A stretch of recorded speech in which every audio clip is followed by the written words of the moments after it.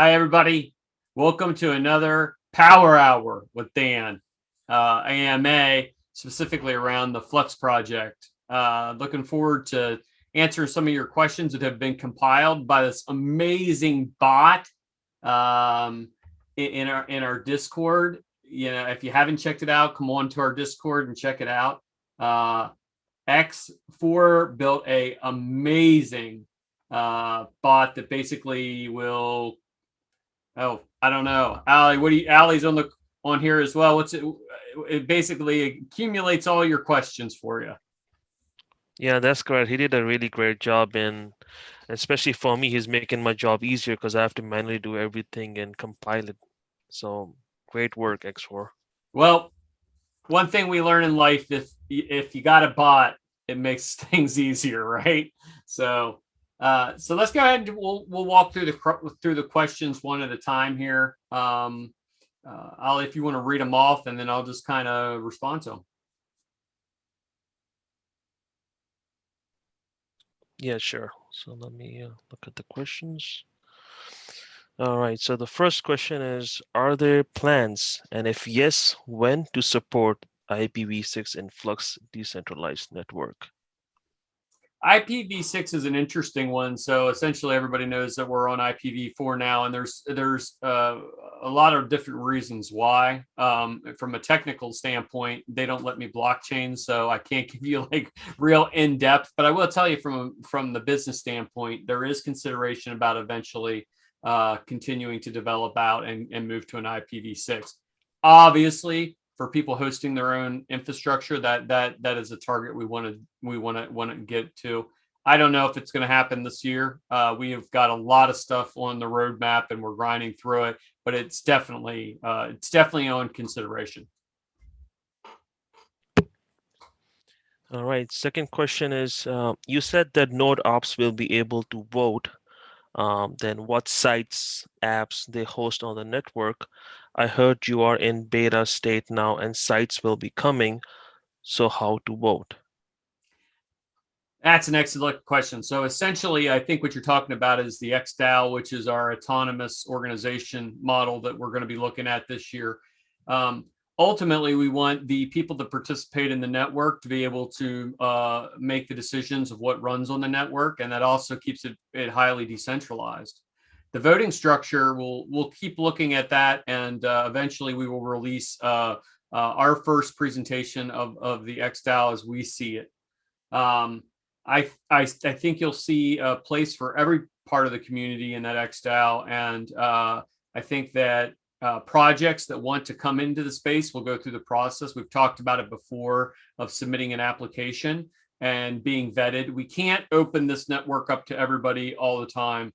Just from a scalable scenario, we want to make sure that we have the correct resources and we scale it effectively at the correct times. But I think as we continue to grow, we will have test projects that come through. I can tell you right now, there are two projects that are looking at launching their websites when we go live, which with HTTPS on Flux, and they're very kind of unique websites. I think that you're already seeing the applications run there, so I think websites are the next logical choice. So more information coming on the Xdao and that voting participation, but yes, individuals in the network will be able to participate and pick those projects.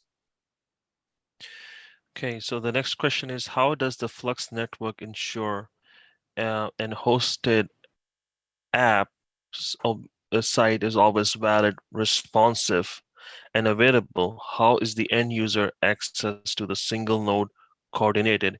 For example, which node delivers which content when user X wants to access resource Z? Okay, well, yeah, this is a great question, and this is one that I think I'm going to forward on to our CTO today-ish and have him respond to. I know enough to be dangerous, but if I start answering this, I'm going to probably mess it up.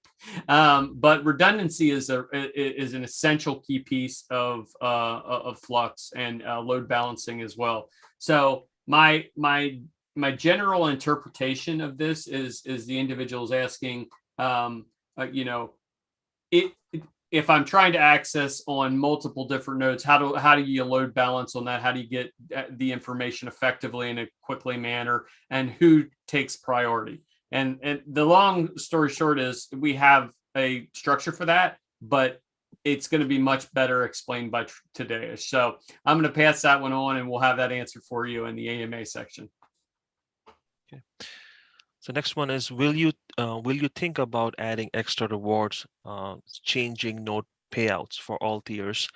So if we supply more resources, for example, storage, RAM, CPU, why can't the Nimbus Stratus have 6 terabytes and be rewarded for that? I think the first, I'll start out by saying the economic model as it stands is going to be the one for the foreseeable future. I do believe that you are going to see the very first iteration of that economic model with our storage nodes, and as we start to stack storage on top of them, they will get incentivized for additional resources. That is an experimental process to see whether or not that perhaps could be scaled into other areas, voluntary participation, providing more resources and earning more flux. So I think that I think the first thing is to get our storage nodes up, running, and functioning the way that we want, and then start to launch a project or two on them to incentivize them for the storage space. And then we can use that as almost an incubation model for looking at future reward structures for the other tiers. Okay. So next question is about node halving. He says that, is it true that we're going to be having node halving, and if yes, when and how much? So that's one of the most exciting things of the project to me, is the fact that we will be able to scale our network infinitely. Essentially, we'll be able to take all of our nodes and hypothetically say you have a Nimbus node or whatever the lockup is for that particular node, essentially will be cut in half. So for the Nimbus node, you're going to have instead of having 100,000, it would be 50,000.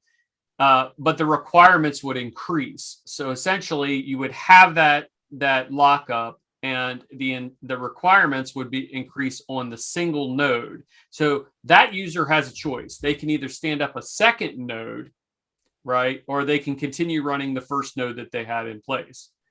Most people, like myself, we will stand up the second node. So essentially, you're doubling your computational resources. I could see 70% of the network doing the exact same thing. So they have the requirements for the node, but the requirements remain the same. And we could go from 2,000 to 4,000 nodes fairly quickly.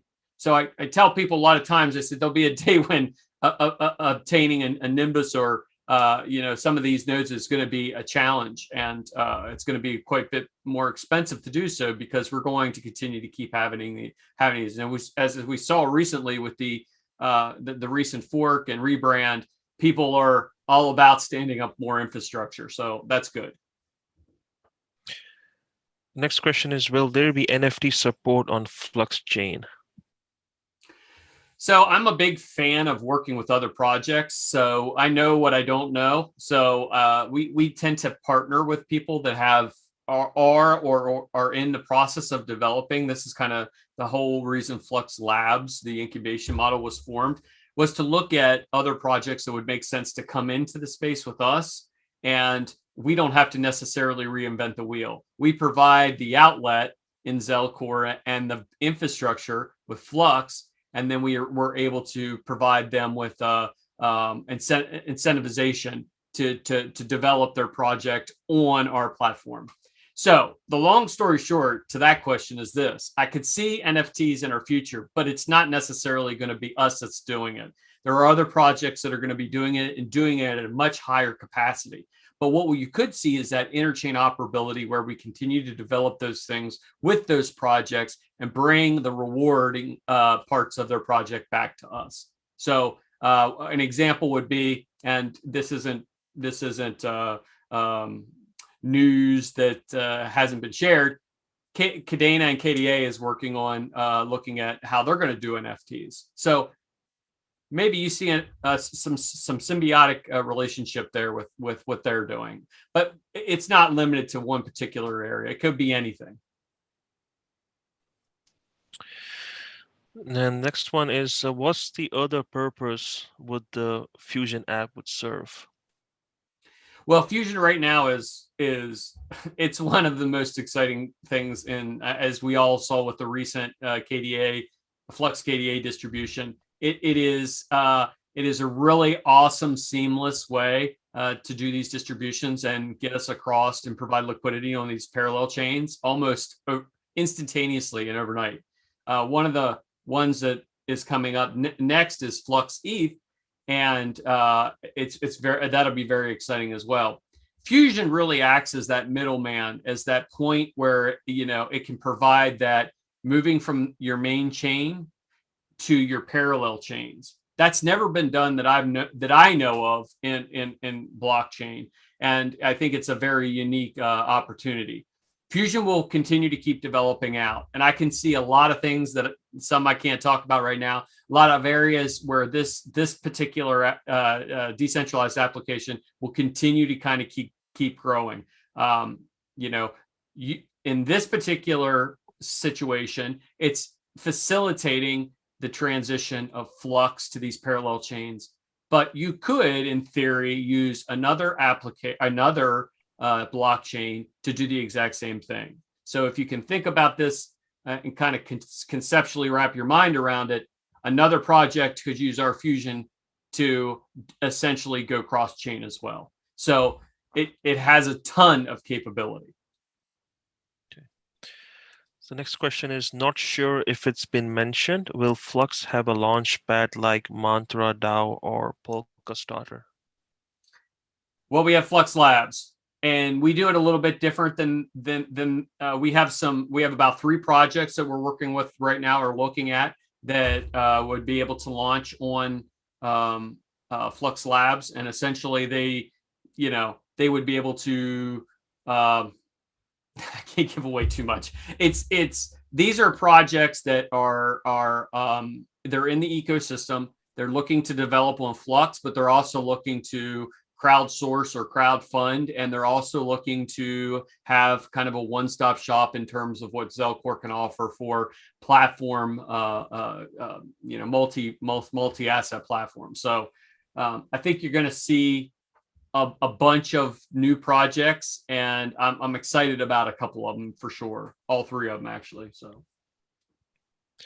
So any interesting adoption of Flux OS to be announced in the near future? Yeah, there's lots of stuff coming. I can't sit here and say that, you want to hype it up, but the ultimate goal of the Flux OS is to start to develop out, evolve to work with other projects. And I'm not just talking blockchain projects. I'm talking technological projects. I'm talking healthcare. I'm talking lots of different areas where this can be developed out. And the good thing about it is because it's if you can Dockerize it, you can put it on Flux.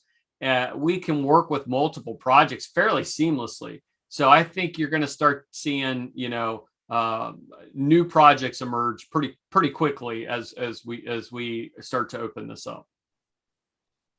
So it's a follow-up on the same question somebody's asking, if there's any work that's being done behind the scenes with the parties wanting to be on the Flux OS.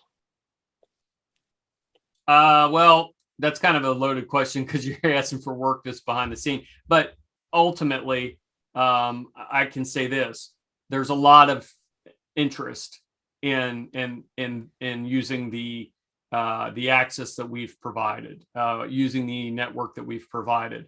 It's one of a kind. It's a truly functional decentralized computational network. It is we, for all intents and purposes, we want to be the AWS on blockchain. So if you're it and people know you're it, they tend to gravitate toward that. So I really can't say more than that. All I can say is we're very busy working with different projects on different parts of how they could run infrastructure on our platform.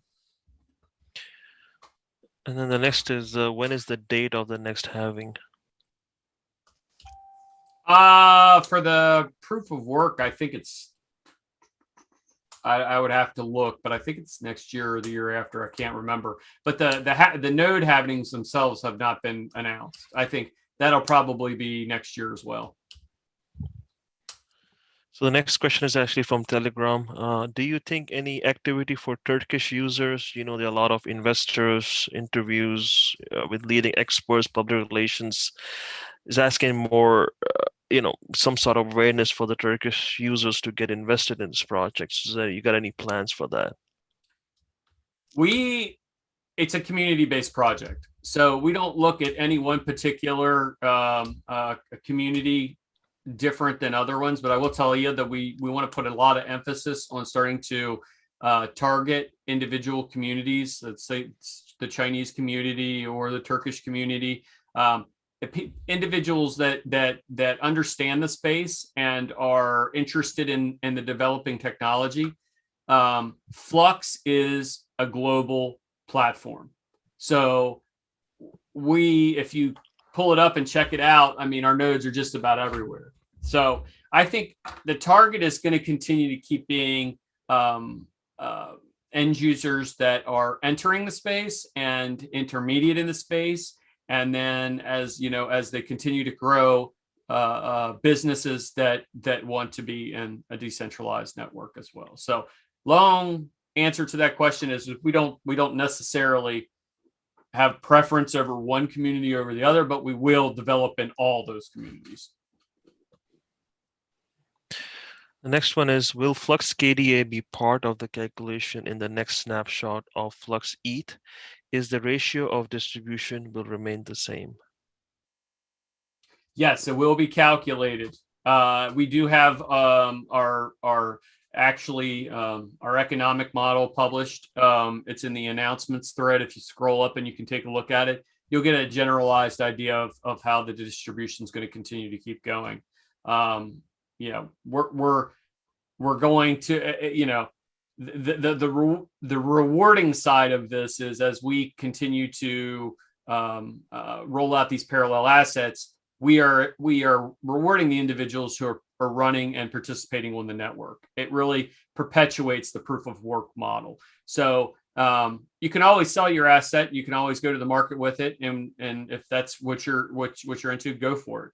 But if you're going to continue to perpetuate the network, we have to incentivize those individuals to continue to run the infrastructure. So it does go up each asset in terms of it's going to take into consideration the last assets. It'll take Flux, it'll take the Flux KDA, then it'll be Flux ETH on top of that. Okay. So will there be a staking option for Flux?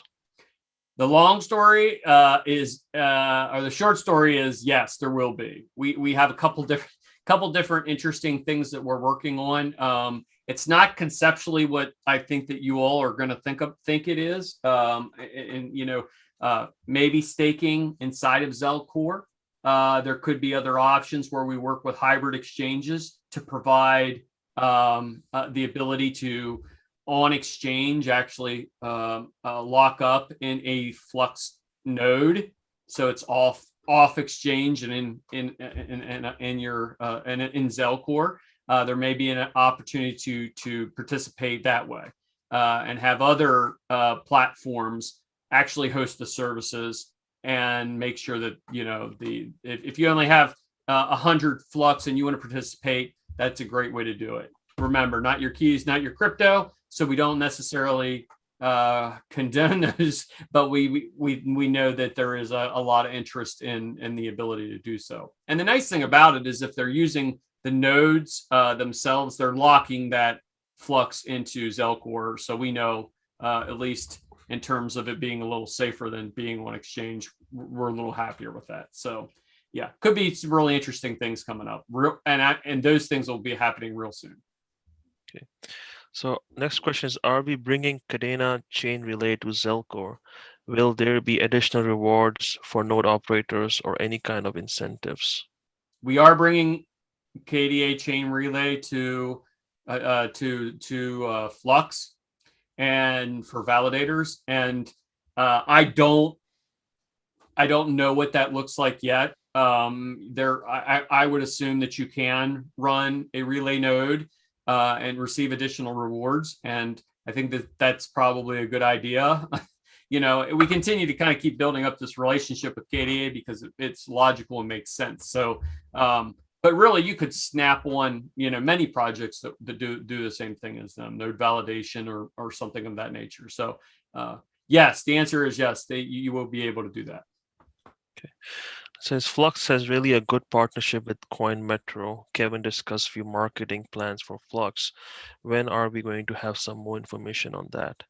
Kevin's a beast. Love the guy. Love Coinmetro too. I think they're doing some very interesting stuff. And to hear me actually say that I like an exchange is kind of crazy. But these guys are very forward thinking. They're looking to the next iteration of what centralized exchanges are. And they're actually looking at developing hybrid technologies to integrate the DEX models and also create opportunities for people to have, Coinmetro right in Zelcore and the ability to do fiat on and off ramps. I mean, these guys are very forward thinking. So I think it's going to end up being a good relationship. And we always in the crypto space, if you gravitate toward good people, they gravitate towards you. So I think there's strength in numbers, and as we kind of kid around and call it the triad of KDA, Flux, and Zelcore and Coinmetro, I think you're going to see a lot of pretty awesome stuff coming from us as a team. The next question is, there's a rumor that there may be a shared Flux node service on Coinmetro in near future. Is that correct? Well, I kind of just talked about that, but yeah, essentially, yes, there is some truth to that. I can't release that information at this time, but I will tell you that our goal is to provide opportunity to every single person in participation in the space. Some people may not have 100,000 to stand up in Nimbus, but they may have 2,500 that they want to put into a node, and it's no different than what, say, Coinbase is doing with ETH2. So I think there's lots of possibilities there. I can't announce that or even talk about it really, but I do believe that there could be some symbiotic relationships there. Okay. Next one is, when we are going to have more information running storage nodes on Cumulus node. Also, can you provide us the reward structure? If it was up to Volter, it'd be today. So, but we're in the process of. I mean, we literally just came off the fork, and I think we're trying to get our bearings now in terms of it's a community-based project, and we've got a lot of stuff that we got to work through. I'd love to give you the cold hard facts, but I will say that it is on our radar, and we are working on it to get those nodes up and started getting them additionally incentivized for providing the storage space. We have a couple projects that we're working on that could be just a perfect fit for that as well. But we'll know more within the next couple of weeks. I think by the next AMA we do that, I'll have a good bit of information on that. The next one is, could you elaborate on how the Coinmetro Kdsl network partnership will benefit Flux in the short and medium term? Well, I think in the short term, I think we've already seen the benefits, or starting to see the benefits of it. I think we're just getting started, and that is it provides us another exchange that US and EU onboarding with fiat on ramps, which is huge. Obviously the change from BTC to UTSD, UST Tether on KuCoin, that gives us an opportunity to peg to the dollar, which has helped us as well. So I think Coinmetro is more of a we've got some short-term rewards, but very medium and very long-term development. Having a partner in a space that's US regulatory compliant in all ways really helps because as you all know, we want to remain U.S. regulatory compliant as well, and that puts us in the catbird seat to be able to work with somebody of that level and that magnitude.